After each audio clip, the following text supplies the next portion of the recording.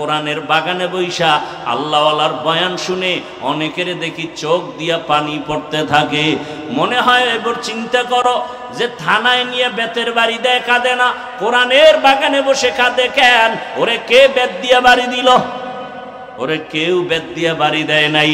ওর অন্তরে এমন ধাক্কা লাগছে, জীবনে এই হাতের দ্বারা কত মানুষের ক্ষতি করলাম, এই জবানের দ্বারা কত মানুষের গালি দিছি, মানুষ আমার সামনে বসে কান্না করেছে, আমার গালির কারণে কাঁদছে, আমি গীবত করেছি, শুইনা লোকটা কষ্ট পাইছে, এই হাতের দ্বারা কত মানুষের আমি কষ্ট দিয়েছি, আবার মাকে কষ্ট দিয়েছি, ওগুলি মনে পড়ে গেছে। মনে পড়ার কারণে কান্না করে, ও আল্লাহ আমারে মাফ করে দাও, আমি আসলে এত খারাপ, আমার মতো খারাপ মানুষ আর দুনিয়ায় নাই। আমার হাতের দ্বারাও মানুষ কষ্ট পায়, আমার চোখের চাহনিতেও মানুষ কষ্ট পায়, আমার জবানের কথায় মানুষ কষ্ট পায়, জীবনে কারো উপকার কি করতে পারবো না, আমার দ্বারা কি সবার ক্ষতি হয়ে যাবে? তাহলে আমি মানুষ হইয়া দুনিয়াতে আসলাম কেন? একটা পশু তো মানুষের উপকার করে, কুকুর নিজে না খাইয়া মালিকের উপকার করে, আর আমি আমার মালিকের সব খাইয়া ওই মালিকের চিনলাম না। আরে একটা পশু মানুষের উপকার করে, আর আমি মানুষের উপকার করতেই পারলাম না। বুঝ হইছে থেকে আমি শুধু ক্ষতি করতেছি। আমার কারণে মা শান্তি পায় না, আমার কারণে বাবা শান্তি পায় না, আমার কারণে আমার বোন শান্তি পায় না, আমার কারণে আমার মা বাপ সমাজে মুখ দেখাইতে পারে না। আমি এত অভিশপ্ত কপাল নিয়ে জন্ম নিলাম কেন? এটা যখন অন্তরে বাড়ি লাগছে তখন চোখে পানি আসছে। আল্লাহ আর গুনাহ করব না, হাতের দ্বারা অন্যায় করব না, চোখের দ্বারা অন্যায় করব না, জবানের দ্বারা অন্যায় করব না, মা বাবার আর কখনো কষ্ট দিব না, আর কোনোদিন আমার ওস্তাদ মুরব্বী শিক্ষকের কষ্ট দিব না। ওলামায়ে কেরামের কথা শুনিয়া, মা বাবার দোয়া নিয়া, নবীজির তরিকা মানিয়া, আদর্শ মানিয়া 5 বেলার নামাজ পড়ব, ডাক্তার হলো আদর্শবান হব, ইঞ্জিনিয়ার হলো আদর্শবান হব। আমি জনগণের দায়িত্ব নিলে আদর্শের সাথে আমানতের সাথে পালন করব।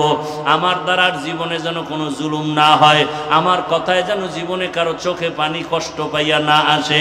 এইভাবে যখন মনে পড়ে তখন চোখে পানি আসে, তখন তওবা করে। আল্লাহ বলেন, বান্দা তুই যখন চোখের পানি ছেড়ে তওবা করো, পানিটা গালের নিচে যাওয়ার আগে আমি তোর জীবনের সব গুনাহ মাফ করে দেই। ও এলাকার মা বোনেরা, যুবক বাবারা, বৃদ্ধ বাবাজিরা, এখনো সময় আছে, তওবা করে নেন। মরিয়া তো একদিন যাবেন, আগামী বছর বয়ান চলবে, কে থাকবেন না জানা নাই।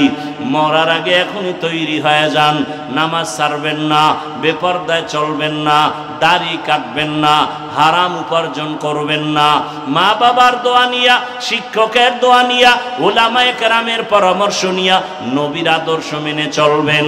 আল্লাহ আমাদের তওবাওয়ালা জীবন দান করেন, গুনাহ মুক্ত জীবন দান করেন, আমিন। আল মানাহিল পরিষদ কর্তৃক আয়োজিত ইসলাহি মাহফিল 9 অক্টোবর 2025 মহতিয়ে মাহফিলে উপস্থিত মোহতারাম সম্মানিত সভাপতি, প্রধান অতিথি, বিশেষ অতিথিবৃন্দ, হযরত উলামায়ে কেরাম, অত্র অঞ্চলের বিভিন্ন স্থান থেকে আগত আল্লাহ পাকের আশিকিন, জাকিরিন, শাকিরিন, মুহিব্বিন, মুরব্বিয়ান আযম, কলিজার টুকরা আমার সমবয়সী যুবক বন্ধুগণ, স্নেহের ছোট ভাই, পর্দার আড়ালে মা বোনেরা,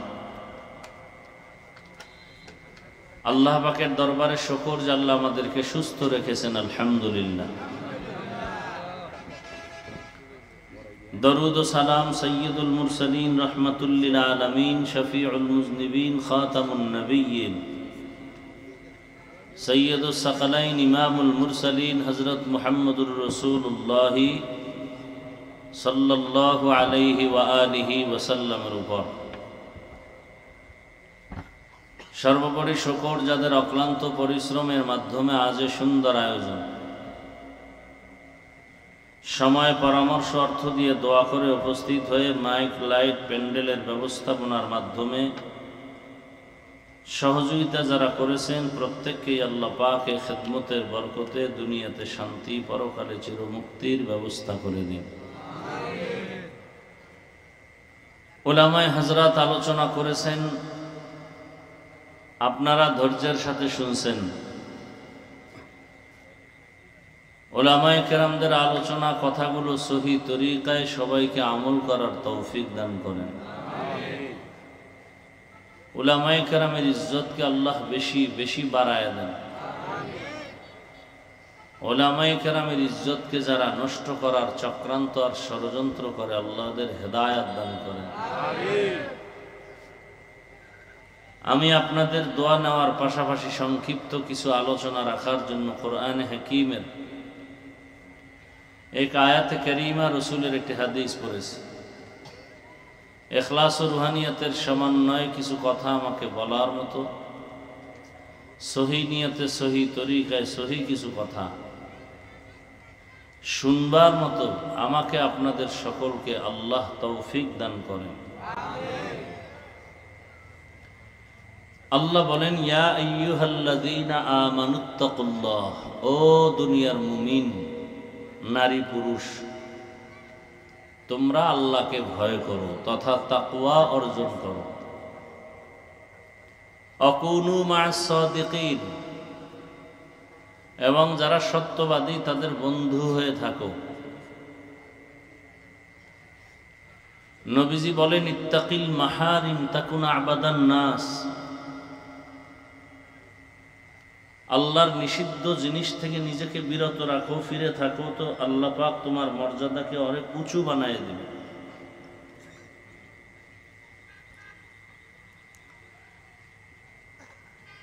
আয়াতের মধ্যে আল্লাহ পাক দুটো কর্মসূচি দিয়েছেন। মূলত মূল বিষয় একটা, পন্থা দুইটা। মূল বিষয় হলো তাকওয়া অর্জন করো। বাহ্যিক দৃষ্টিতে আর একটা হুকুম এখানে আল্লাহ দিয়েছেন, আল্লাহর প্রিয় বান্দা যারা, এদের বন্ধু হয়ে থাকো। মূলত তাকওয়া অর্জন করাই মূল কাজ। আল্লাহর কাছে পৃথিবীতে শ্রেষ্ঠ ওই ব্যক্তি যে তাকওয়া নিয়ে চলে। ইন্না আকরামাকুম ইনদাল্লাহি আতকাকুম। তাকওয়া কি? আল ইহতিরাজ আনিল মাসিয়া, বেঁচে থাকা, ফিরে থাকা। কিসের থেকে? বলে গুনাহ থেকে। নিজেকে বাঁচায় রাখা, ফিরায় রাখা, এর নাম তাকওয়া। এই গুনাহ থেকে বাঁচার জন্য একটা পুঁজি প্রয়োজন, সেটা হলো আল্লাহকে ভয় করা। তাহলে তাকওয়ার মূল কথা হলো আল্লাহর উপরে ভয়। আল্লাহকে ভয় করব কেন? তাকওয়া অর্জন করার জন্য, গুনাহ থেকে নিজেকে বাঁচাবার জন্য। আল্লাহ পাক অন্য আয়াতে বলেন, ওয়া আম্মা মান খাফা মাকামা রাব্বিহি ওয়া নাহান নাফসা আনিল হাওয়া ফাইন্নাল জান্নাতা হিয়াল মাওয়া।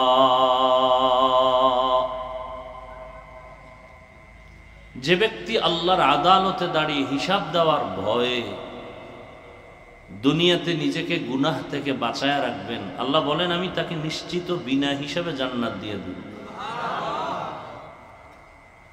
हर के दारत खौफे हक़दर दिल मदाम जन्नतुल मअवा देहदुरा मकाम। আল্লাহর ভয় অন্তরে না আসা পর্যন্ত ওই মানুষ কখনো গুনাহ ছাড়তে পারবে না। গুনাহ থেকে বাঁচাবার একটাই মাত্র মেডিসিন, সেটা হলো আল্লাহর ভয়।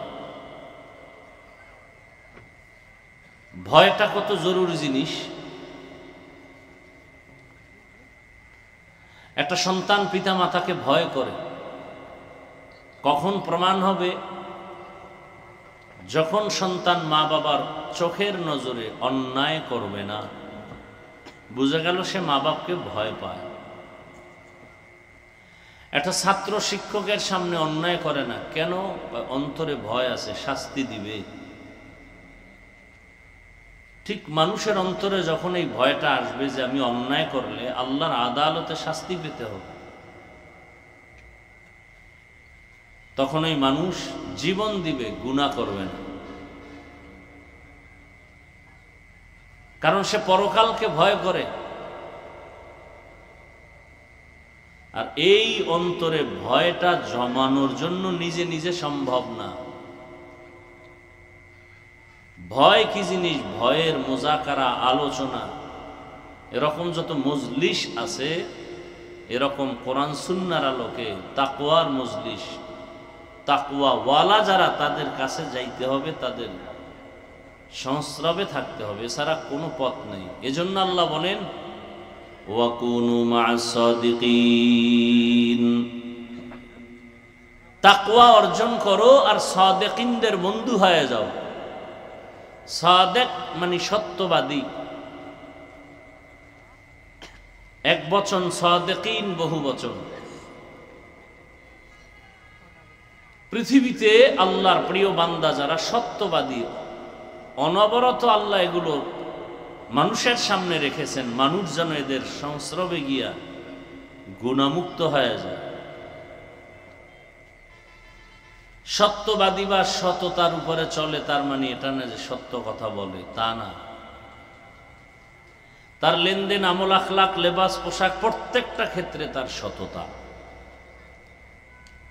এখন তার এটা যে সততার সাথে হচ্ছে, এটা বুঝবো কিভাবে?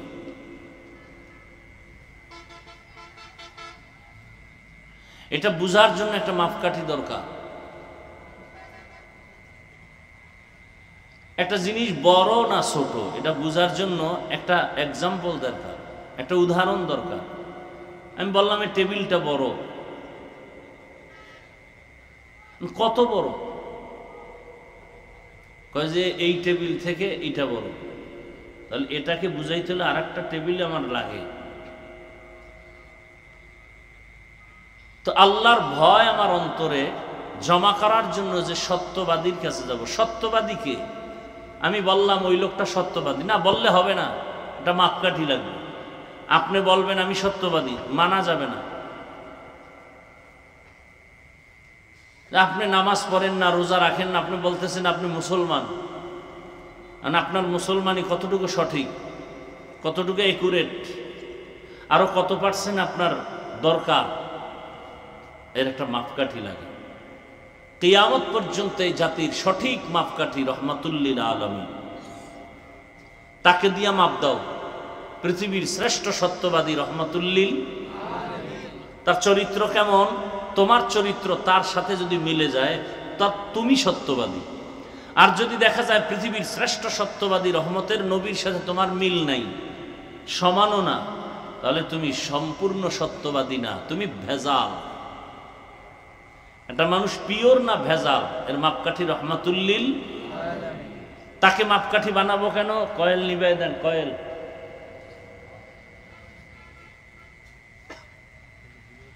তিনি হলেন এমন মাপকাঠি যার কোনো তুলনা নাই, যার চ্যালেঞ্জের সামনে আজও পর্যন্ত কেউ দাঁড়াবার সাহস নেই। পৃথিবীর বহু ব্যক্তি, দুই হাত, দুই চোখ, দুই পা, দুই হাতওয়ালা, আকৃতিতে মুহাম্মদের মতো মানুষ, কিন্তু দুনিয়াতে অনেক কিছু দিতে গিয়েও ব্যর্থ। শান্তির নামে করেছে অশান্তি, ইনসাফের নামে করেছে জুলুম। নমরুদ, হামান, কারুন, সাদ্দাত, ফিরাউন, আবু জাহাল, আবু লাহাব,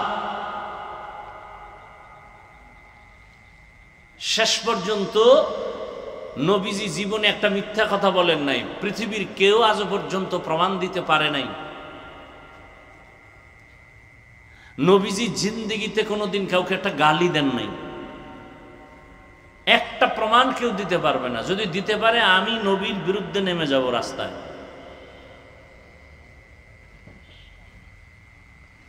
নবীজির শরীর মোবারকের ঘাম থেকে মিশকের ঘ্রাণ পৃথিবীতে আর দ্বিতীয় কোনো ব্যক্তি নেই।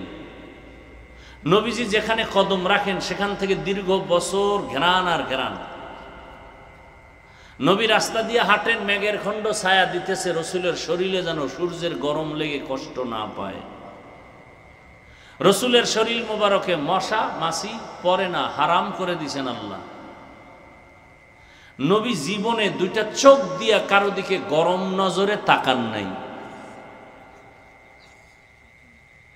সেই নবী আদর্শের নবী, আর তার আদর্শ যে মানলো সেই দুনিয়াতে শ্রেষ্ঠ হয়ে গেল। নবীর আদর্শ মানলো, রসুলকে জবাই করতে আসা ওমর তরবারি নিয়ে যাচ্ছে, নবীকে জবাই করে ফেলবে। আর সেই ওমর রসুলের আদর্শ ধারণ করার কারণে কত দামি। জান্নাতের 10 জন সাহাবায়ে কেরামের মধ্যে তিনি দ্বিতীয়, এবং রসুলের কলিজার খলিফা 4 খলিফার মধ্যে তিনি দ্বিতীয়। এমনকি দুনিয়ার থেকে বিদায়ের পরেও রসুলের পার্শ্বে তাদের কবর। এই জীবন কতজনার, এই ধন্য জীবন রসুলের আদর্শের কারণে। বুঝাবার স্বার্থে বলছি, বুঝাবার জন্য বলছি, অহংকার না। আমি হাফিজুর রহমানের চেহারা দেখতে কুমিল্লার মানুষ বসে থাকে না, খাওয়ার লোভেও না, টাকার লোভেও না। বিষয় কি? বলে রসুলের আদর্শ। কি? রসুলের আদর্শের কারণে আজ এই সম্মান। 1500 বছর পরেও যদি থাকে, 1500 বছর পর রসুল বিদায়ের পর আমরা রসুলকে দেখি নাই, কিন্তু সে রসুলের মহব্বতের কথা শুনলে দিল ঠান্ডা হয়ে যায়। তাহলে রসুলের কথা শুনতে এত মায়া, এত মজা। রসুল কত মজা।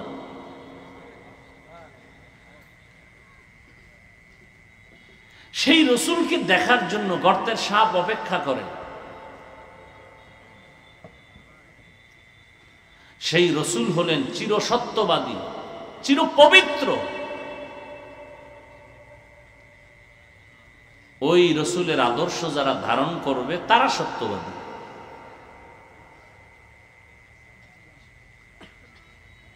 তো রসুল যেহেতু নাই, তাহলে আমি যে রসুলের প্রতিনিধি বা রসুলের বন্ধু, ওলামায়ে কেরাম যারা, এদের বন্ধু হয়ে যে থাকবো, এটা তো অন্তর চায় না। অন্তর চায় না আমি কোনো হুজুরের কথায় উঠি আর বসি। হুজুরের কথা মানবো কেন? আর মানতে গেলেও বিপদ, বিড়ি টানা যাবে না। হুজুরের কথা মানতে গেলে ঘুষ খাওয়া যাবে না, সুদ খাওয়া যাবে না। হুজুরের কথা যদি মানতে যাই, চুরি ডাকাতি দুর্নীতি চলবে না। এখন হুজুরের কথা না মানলে তো তাকওয়া আসবে না, তাকওয়া না আসলে তো সে জান্নাত পাবে না। বাধ্য হয়ে হুজুরের কথা মানতেই হবে তাকওয়া অর্জনের জন্য। এজন্য আল্লাহ আগে বলে নাই আমার প্রিয় বন্ধুদের বন্ধু হয়ে থাকো, এটা আগে বলে না। আগে বলছে আমাকে ভয় করো। আল্লাহকে যে ভয় করবে তার দ্বারাই সম্ভব আলেম ওলামাকে মেনে চলা। আর যে আল্লাহর ভয় যাদের অন্তরে নাই, তার দ্বারাই সম্ভব আলেমের বিরোধিতা করা। সহজ কথা। আচ্ছা আমাকে বলেন, রসুল কি আর কিয়ামতের আগে আসবেন আমগো বয়ান দিতে? আবু বকর, ওমর, ওসমান আসবেন? আইম্মায়ে কেরাম আসবেন? ইমাম বুখারী, ইমাম আবু হানিফা আসবেন? বড় বড় আউলিয়ায়ে কেরাম, বড় পীর আব্দুল কাদের জিলানী, মুজাদ্দেদ আল ফেসানি, খাজা মাইনুদ্দিন চিশতি আজমিরি আসবেন? তাহলে কিয়ামত পর্যন্ত জান্নাতের পথ যদি আমাদের পেতে হয়, শান্তির পথ পেতে হয়, শান্তির একমাত্র পথ ইসলাম। আর ইসলাম আছে কোথায়? পার্কে। কোথায় আছে? কোরআন হাদিসে। কোরআন হাদিস আছে উলামায়ে কেরামের কাছে। এজন্য রাসূল বলছেন আল উলামা ওয়ারাসাতুল আম্বিয়া, সব উলামায়ে কেরাম নবীদের ওয়ারিস, টাকা পয়সার ওয়ারিস না, বরং আমি যে ইলমের নূর নিয়ে আসছি সে ইলমের ওয়ারিস। আল্লাহ যে আমাকে কোরআন দান করেছেন ওই কোরআনের ওয়ারিস হলো উলামায়ে কেরাম। উলামায়ে কেরামের একমাত্র কাজ, আমি রাসূল দুনিয়াতে টাকার পেছনে দৌড়াই নাই। আমাকে আরবের সব মাথাওয়ালা গুরুরা আমাকে প্রধানমন্ত্রী বানাতে চেয়েছে, আমাকে আরবের মন্ত্রী বানাবে, আমাকে আরবের পৃথিবীর শ্রেষ্ঠ সুন্দরী নারী দিবে, আমাকে ডাইরেক্ট প্রস্তাব দিছে কত কোটি কোটি টাকা চাও। আমি মুহাম্মদ আল্লাহর কাছে যদি বলি উহুদ পাহাড় স্বর্ণ বানাও তো বানায় দিবে। কোনদিন আমি একা একা আল্লাহকে বলি না আমাকে ধনী বানাও। ওই বেঈমানের প্রস্তাবও আমি মানি নাই। কেন? ওদের উদ্দেশ্য একটা, আমরা যে আকাম করব সে আকামের বিরুদ্ধে বলবা না। নবী বলে তোর ক্ষমতা লাগবে না, নারী লাগবে না, গাড়ি লাগবে না, বাড়ি লাগবে না, যারা শিরিক করবি, গুনাহ করবি, দুর্নীতি করবি, জুলুম করবি, তোদের বিরুদ্ধে কথা আমাকে বলতেই হবে।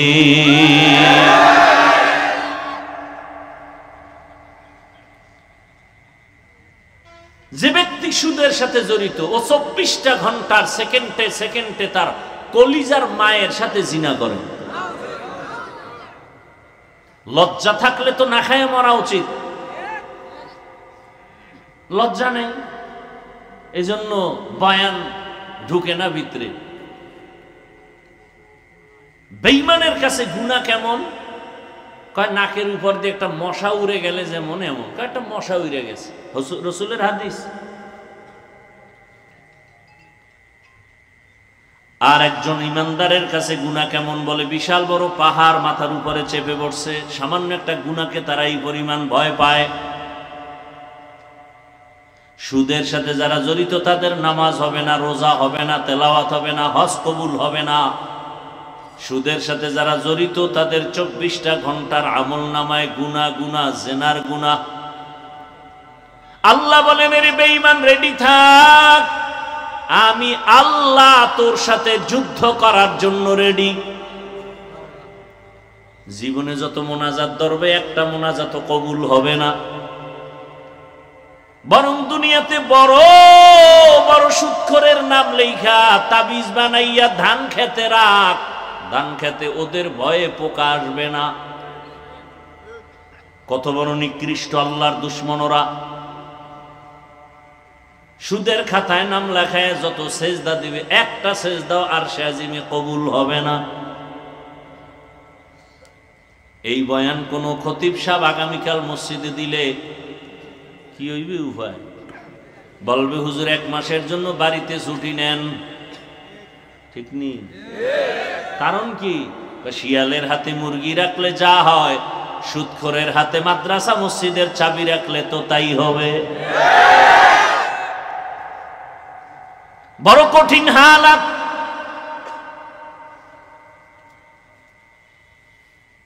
সমাজের মানুষের চরিত্র ধ্বংস করে করে এখন আর ভালো কি জিনিস বুঝে না।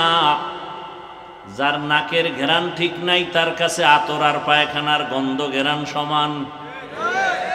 কি? নাকের ঘ্রাণ শক্তি দুর্বল। আল্লাহ হেদায়েত দান করুন।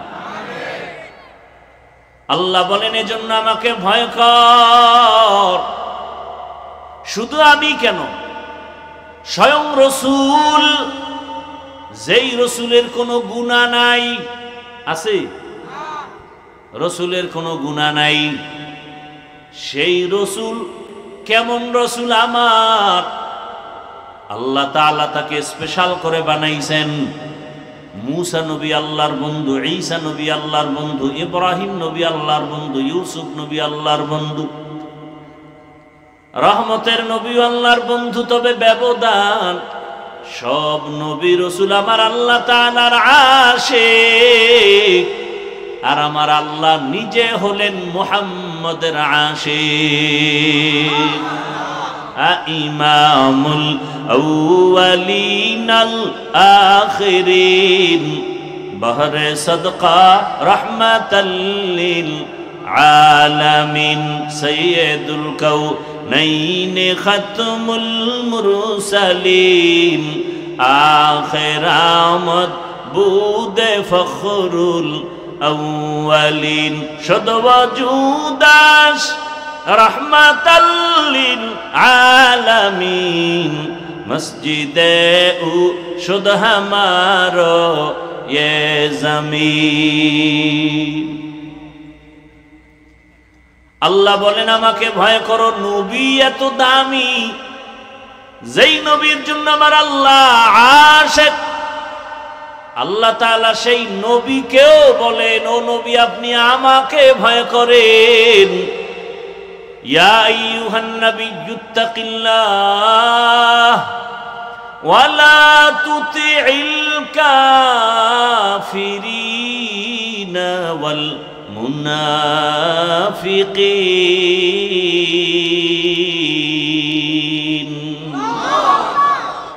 আল্লাহ বলেন হে নবী আপনি আমাকে ভয় করেন, কাফের মুনাফিকের অনুসরণ করবেন না। রহমতের নবী, পৃথিবীর শ্রেষ্ঠ সত্যবাদী আমানতদার, আরবের সব নবীর দুশমন বেঈমানেরা পর্যন্ত সততার কারণে উপাধি দিয়েছে নবীকে কি? আল আমিন। কাফেরেরা পর্যন্ত নবীকে উপাধি দিয়েছে। দিনে নবীর বিরোধিতা করে, কিন্তু ভিতরে ভিতরে বলে মুহাম্মদ একটা আমানতদার মানুষ, জীবনে মিথ্যা বলে না। আল্লাহ বলেন আমাকে ভয় কর, আর জমিনে যারা সত্যবাদী এদের বন্ধু হয়ে থাকো। কারণ আতরের ঘেরান নিতে হলে আতরের দোকানে যাও, আগুনের প্রয়োজন হলে আগুনের কাছে যাও, আলোর প্রয়োজন হলে বাতির কাছে যাও। আল্লাহর তাকওয়া ভয় অন্তরে জমা করতে হলে আল্লাহ ওয়ালার কাছে যাও। সোহবতে সালে তোরা সালেহ কুনাত, সোহবতে তালে তোরা তালে কুনাত। এক জামানা সোহবতে বা আউলিয়া বেহতে রসদ সালাতাত বেরিয়া। আমাদের ছোটবেলা থেকে একটা প্রবাদ আমরা শিখে আসছি, সৎসঙ্গে অসৎসঙ্গে। ভালো ভালো যুবক মোবাইলের সঙ্গ দিয়া চরিত্র নষ্ট,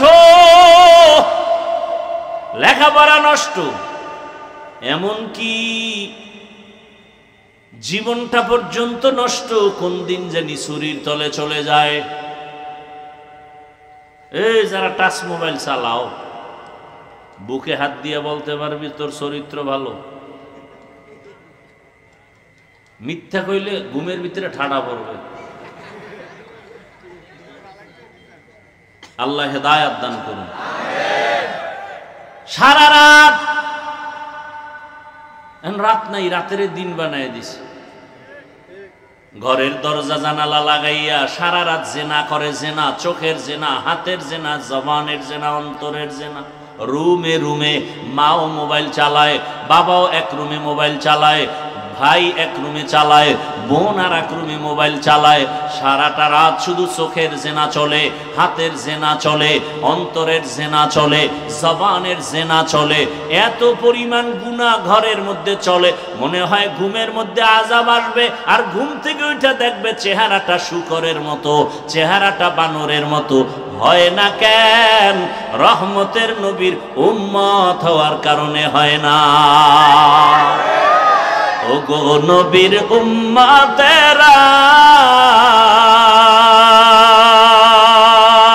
হয়ে আজি দিশাহারা,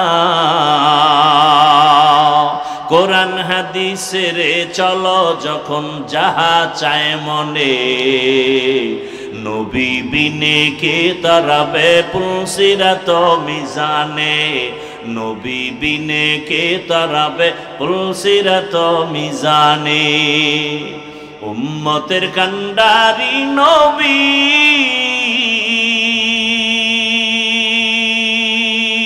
কাঁদছেন উম্মতের লাগি,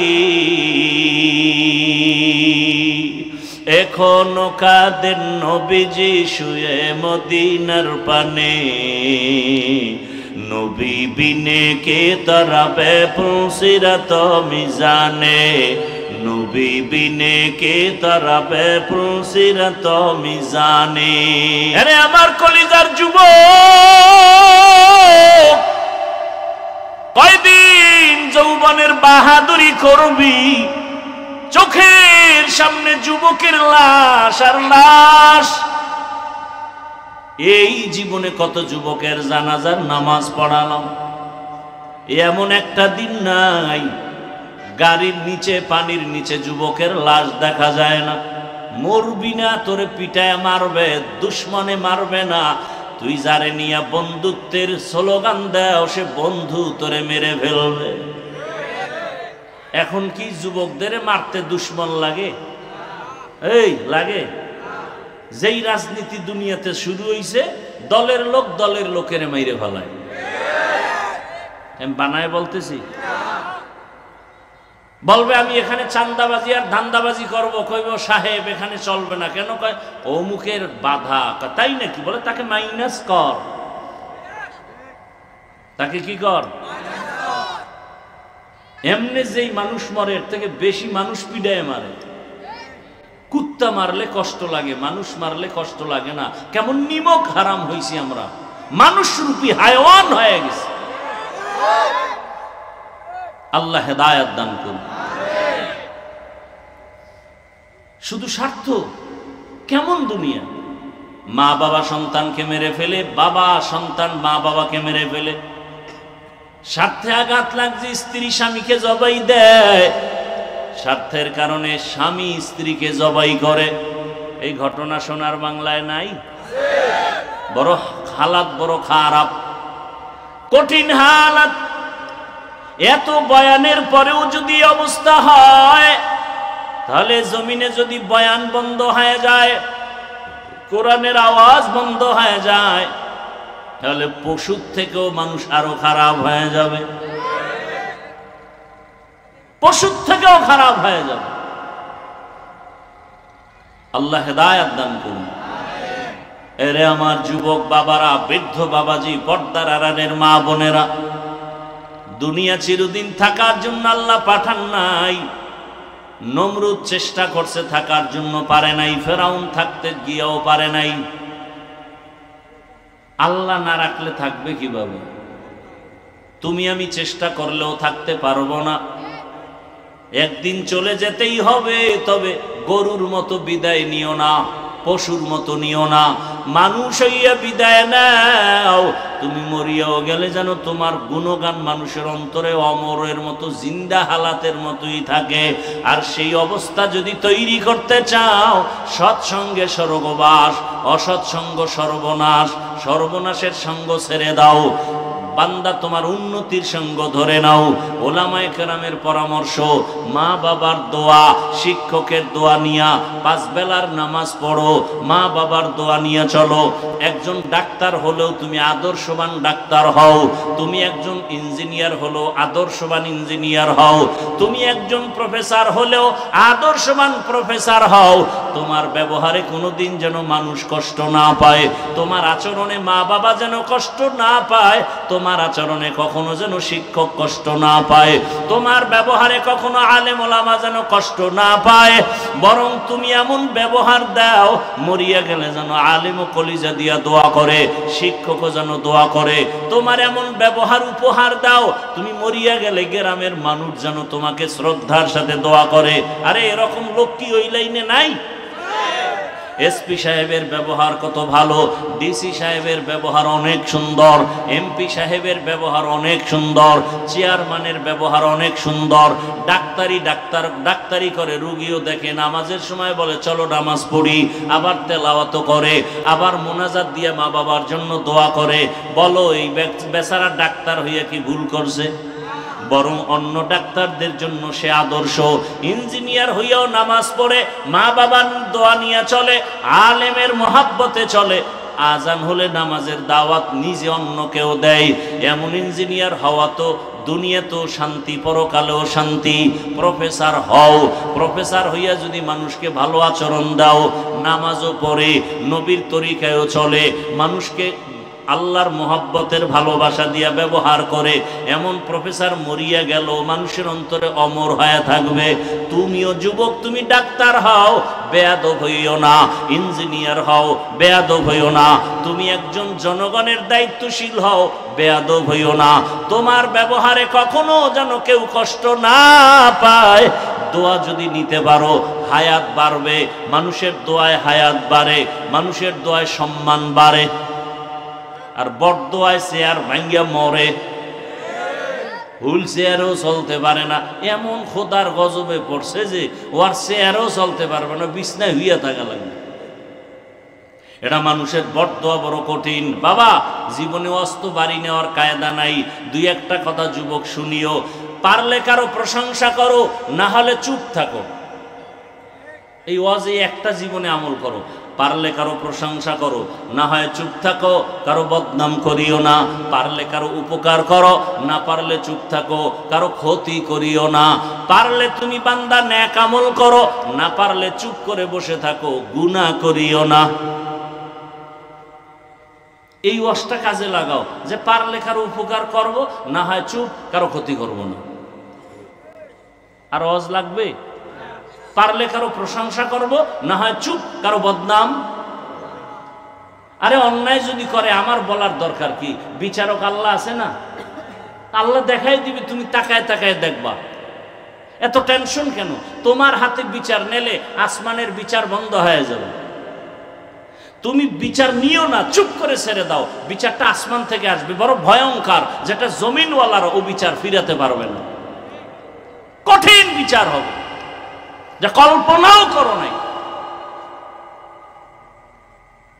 কিন্তু নিজে কারো ক্ষতির কারণ হয় না। নবী বলেন দুনিয়াতে ভালো মানুষকে খায়রুন নাস মান ইয়ানফাউন নাস, যার দ্বারা অন্যের কোনো ক্ষতি হয় না সে হলো ভালো মানুষ।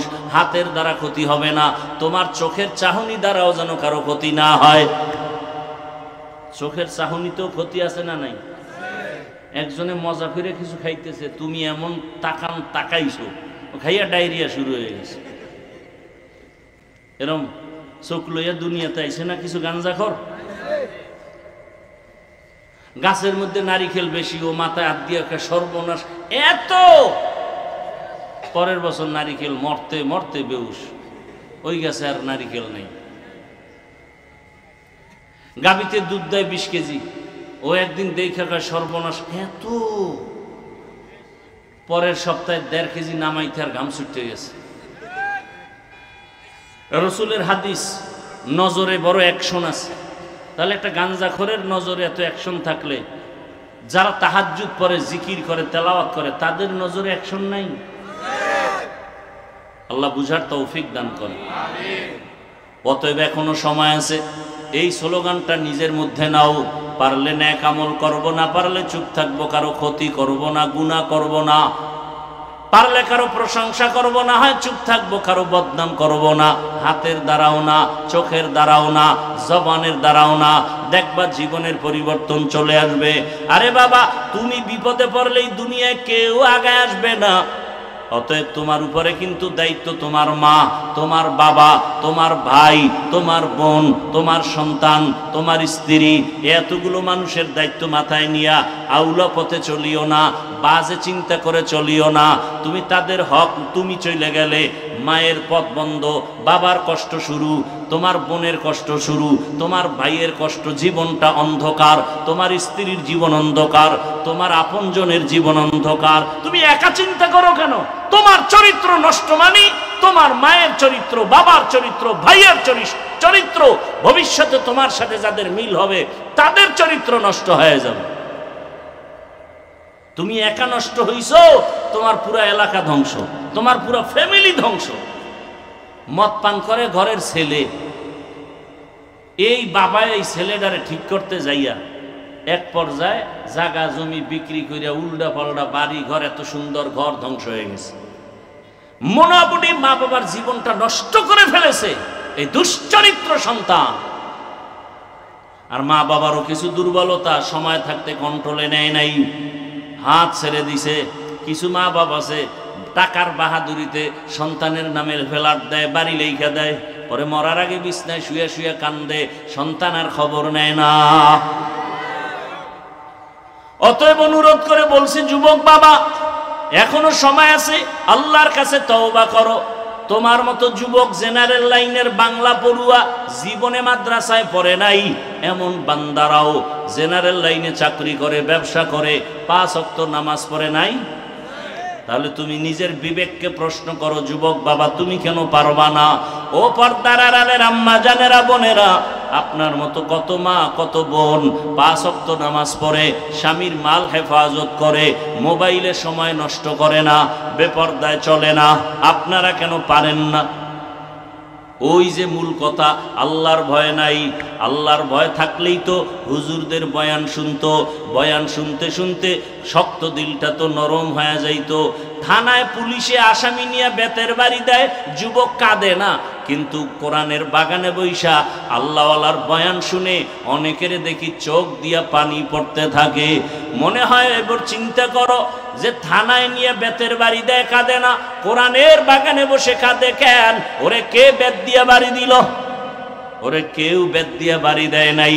ওর অন্তরে এমন ধাক্কা লাগছে, জীবনে এই হাতের দ্বারা কত মানুষের ক্ষতি করলাম, এই জবানের দ্বারা কত মানুষের গালি দিছি, মানুষ আমার সামনে বসে কান্না করেছে, আমার গালির কারণে কাঁদছে, আমি গীবত করেছি, শুইনা লোকটা কষ্ট পাইছে, এই হাতের দ্বারা কত মানুষের আমি কষ্ট দিয়েছি, আবার মাকে কষ্ট দিয়েছি, ওগুলি মনে পড়ে গেছে। মনে পড়ার কারণে কান্না করে, ও আল্লাহ আমারে মাফ করে দাও, আমি আসলে এত খারাপ, আমার মতো খারাপ মানুষ আর দুনিয়ায় নাই। আমার হাতের দ্বারাও মানুষ কষ্ট পায়, আমার চোখের চাহনিতেও মানুষ কষ্ট পায়, আমার জবানের কথায় মানুষ কষ্ট পায়। জীবনে কারো উপকার কি করতে পারবো না? আমার দ্বারা কি সবার ক্ষতি হয়ে যাবে? তাহলে আমি মানুষ হইয়া দুনিয়াতে আসলাম কেন? একটা পশু তো মানুষের উপকার করে, কুকুর নিজে না খাইয়া মালিকের উপকার করে, আর আমি আমার মালিকের সব খাইয়া ওই মালিকের চিনলাম না। আরে একটা পশু মানুষের উপকার করে, আর আমি মানুষের উপকার করতেই পারলাম না। বুঝ হইছে থেকে আমি শুধু ক্ষতি করতেছি। আমার কারণে মা শান্তি পায় না, আমার কারণে বাবা শান্তি পায় না, আমার কারণে আমার বোন শান্তি পায় না, আমার কারণে আমার মা বাপ সমাজে মুখ দেখাইতে পারে না। আমি এত অভিশপ্ত কপাল নিয়ে জন্ম নিলাম কেন? এটা যখন অন্তরে বাড়ি লাগছে তখন চোখে পানি আসছে। আল্লাহ আর গুনাহ করব না, হাতের দ্বারা অন্যায় করব না, চোখের দ্বারা অন্যায় করব না, জবানের দ্বারা অন্যায় করব না, মা বাবার আর কখনো কষ্ট দিব না, আর কোনোদিন আমার ওস্তাদ মুরব্বী শিক্ষকের কষ্ট দিব না। ওলামায়ে কেরামের কথা শুনিয়া, মা বাবার দোয়া নিয়া, নবীজির তরিকা মানিয়া, আদর্শ মানিয়া 5 বেলার নামাজ পড়ব, ডাক্তার হলো আদর্শবান হব, ইঞ্জিনিয়ার হলো আদর্শবান হব। আমি জনগণের দায়িত্ব নিলে আদর্শের সাথে আমানতের সাথে পালন করব। আমার দ্বারা জীবনে যেন কোনো জুলুম না হয়, আমার কথায় যেন জীবনে কারো চোখে পানি কষ্ট পাইয়া না আসে। এইভাবে যখন মনে পড়ে তখন চোখে পানি আসে, তখন তওবা করে। আল্লাহ বলেন, বান্দা তুই যখন চোখের পানি ছেড়ে তওবা করো, পানিটা গালের নিচে যাওয়ার আগে আমি তোর জীবনের সব গুনাহ মাফ করে দেই। ও এলাকার মা বোনেরা, যুবক বাবারা, বৃদ্ধ বাবাজিরা, এখনো সময় আছে, তওবা করে নেন। মরিয়া তো একদিন যাবেন, আগামী বছর বয়ান চলবে, কে থাকবেন না জানা নাই। মরার আগে এখনই তৈরি হয়ে যান। নামাজ ছাড়বেন না, বেপরদায় চলবেন না, দাড়ি কাটবেন না, হারাম উপার্জন করবেন না, মা বাবার দোয়া নিয়া, শিক্ষকের দোয়া নিয়া, উলামায়ে কেরামের পরামর্শ নিয়া নবীর আদর্শ মেনে চলবেন। আল্লাহ আমাদের তওবাওয়ালা জীবন দান করেন, গুনাহমুক্ত জীবন দান করেন, আমিন। আলহামদুলিল্লাহি রাব্বিল আলামিন, ওয়াসসালাতু ওয়াসসালামু আলা সাইয়্যিদিল আমবিয়া ওয়াল মুরসালিন ওয়া আলা আলিহি ওয়া আসহাবিহি আজমাইন। ইয়া আরহামার রাহিমিন, ইয়া আরহামার রাহিমিন, ইয়া আরহামার রাহিমিন। রব্বিরহামহুমা কামা রব্বায়ানি সগীরা। আল্লাহুম্মা ইন্নাকা আফুউন কারীম তুহিব্বুল আফওয়া ফাআফু আন্না। আল্লাহুম্মা ইন্না নাসআলুকা রিযাকা ওয়াল জান্নাহ ওয়া নাউযু বিকা মিন সাখাতিকা ওয়ান নার। ও দয়ার মালিক, গুনাহের বোঝা নিয়ে আপনার দরওয়াজায় হাজির। কত উলামায়ে কেরাম, কত মুরব্বী, কত ব্যবসায়ী, কত চাকরিজীবী, কত হাজি সাহেব, আমার কলিজার কত যুবক, কত ছাত্র ভাই, পর্দার আড়ালে মা বোনেরা, সবাইকে আপনি দয়া করে মাফ করে দেন। মাহফিল কবুল করে নেন, আয়োজনকারী সহযোগিতাকারীদের কবুল করে নেন, দান সৎকারীদের কবুল করে নেন। আয় আল্লাহ, ঘরে ঘরে সুন্নতের বাতি জ্বালায় দেন, সন্তানগুলো নেককার বানায় দেন, লেখাপড়া পরীক্ষার্থীদের কামিয়াবি দান করেন।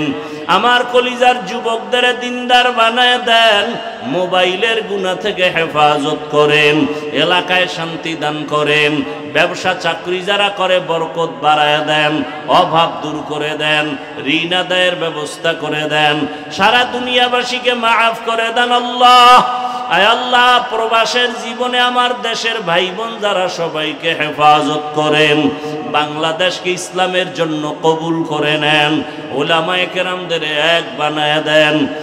আয় আল্লাহ, বাতিলের মোকাবেলায় বিজয় দান করেন, বাতিলের নেফাকি জাহের করে মুমিনের ঈমান আমল হেফাজত করেন, সুন্নাতওয়ালা ইজ্জতের জীবন দান করেন, নবীজির রওজা জিয়ারতের জন্য কবুল করে নেন। আয় আল্লাহ, বাইতুল্লাহর গিলাফ ধরে লাব্বাইক বলার তৌফিক দান করেন। আয় আল্লাহ, মা বোনদের আবেদা বানায় দেন, ঘরে ঘরে শান্তি দান করেন, অন্তর থেকে হিংসা দূর করে আমাদের মোহাব্বত বাড়ায় দেন, জাহিরি বাতিনি দুশ্মনের মোকাবেলায় বিজয় দান করেন। আয় আল্লাহ, চলার পথে ইজ্জতের সাথে হেফাজত করেন, মুখালিফের মুওয়াফিক বানায় দেন, বরকতি রিজিকের ব্যবস্থা করে দেন, সারা দুনিয়ায় ইজ্জতের সাথে খেদমতের জন্য কবুল করে নেন, মামলা থেকে চিরমুক্তির ব্যবস্থা করে দেন। আয় আল্লাহ, পেরেশান মুক্ত জীবন দান করেন। আয় আল্লাহ তাআলা, উলামা তোলাবা উম্মতের অন্তরে কুদরতের দ্বারা নবীজির মুহাব্বতে, দ্বীনের নিসবতে অন্ধের মতো মুহাব্বত বাড়ায় দেন। আয় আল্লাহ, অন্ধ মুহাব্বত বাড়ায় দেন। আয় আল্লাহ, মুখালেফাত দূর করে দেন, নবীজির মুহাব্বতে আমাদের সকলের দোয়া কবুল করেন। আমাদের মা বাবা যারা দুনিয়ায় নাই, সবার কবর জান্নাত বানায় দেন। আম্বিয়ায়ে কেরাম, সাহাবায়ে কেরাম, শুহাদায়ে কেরাম, আউলিয়ায়ে কেরাম, আসাতেজায়ে কেরামদের মাকাম জান্নাতে উঁচু বানায় দেন। আয় আল্লাহ, যারা বেঁচে আছে হায়াত বাড়ায় দেন, দীর্ঘ নেক হায়াত দান করেন, অসুস্থতা দূর করে সুস্থতার নেয়ামত বাড়ায় দেন, সুস্থতার সাথে দীর্ঘ নেক হায়াত দান করেন, সুস্থতার সাথে দীর্ঘ নেক হায়াত দান করেন, আওয়াজে কথায় রুহানিয়াতে স্পষ্টতার রব বাড়ায় দেন। আয় আল্লাহ, গুনাহ মুক্ত জীবন দান করেন, সমস্ত ফিতনা থেকে হেফাজত করেন, নবীজির মুহাব্বতে আমাদের সকলের দোয়া কবুল করে নেন। ওয়াসাল্লাল্লাহু তাআলা আলা খাইরি খালকিহি মুহাম্মাদিন ওয়া আলিহি ওয়া আসহাবিহি আজমাইন বিরহমাতিকা ইয়া আরহামার রাহিমিন।